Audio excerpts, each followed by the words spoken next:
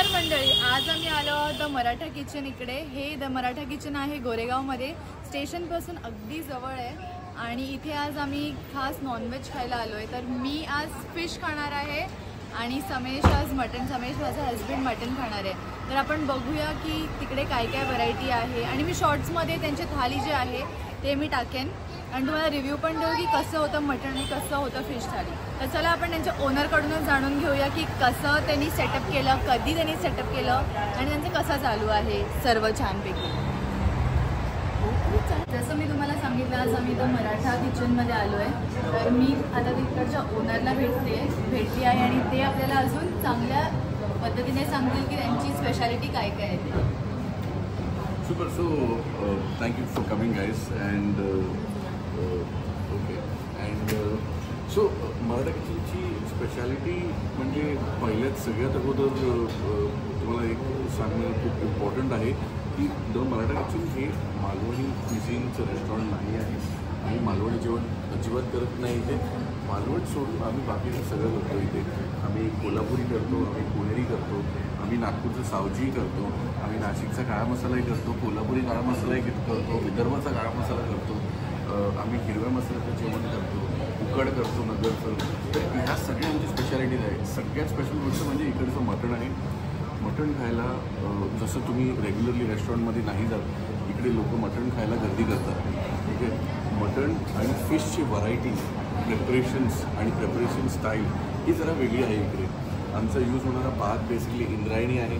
आम्ही जो आमचा इंद्रायणी येतो तो त्र्यंबकवरचा आहे आणि कोकण पट्टा सोडून पूर्ण महाराष्ट्रात हा इंद्रायणीच जास्त खाल्ला जातो, म्हणून आम्ही इथे इंद्रायणीच ठेवतो।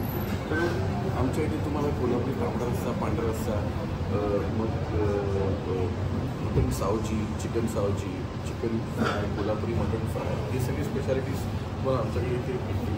आम्ही फिश फ्रायही करतो, नाही असं नाही, पण आम्ही इथे मालवणी स्टाईलचे फिश थाळी किंवा मालवणी स्टाईलचे फिश रस्सा किंवा मालवणी स्टाईलची फिश करी अशी करत नाही।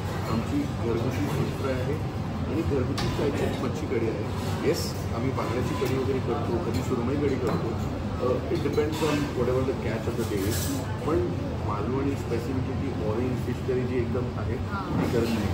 आम्ही अलिबाग स्टाईल पिकलं पण करतो, जे पाण्यावर बनतं ते पण करतो आणि अजून भरपूर वेगवेगळे पदार्थ आहेत। जसं आगरी प्रॉन्स तवा फ्राय आमचं फेमस आहे, आगरी मोरी तवा फ्राय फेमस आहे, मग प्रॉन्स ग्रीन मसाला फ्राय जे पालघरच्या हिरव्या मसाल्याचं जेवण आहे ते फेमस आहे, कोळंबी पुलाव आहे।